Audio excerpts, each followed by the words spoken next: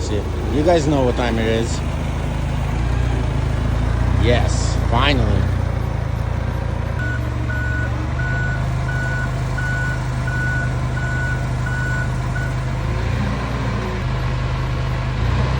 Okay, so this ES engine with engine group CBF matches the CC engine CBF.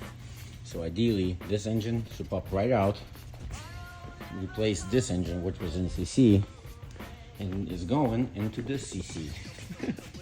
Makes sense. But the good part is we finally get the CS. I got it out of my driveway, that's one thing. Second thing, we finally scrap it. Have to remove all the parts. Excellent.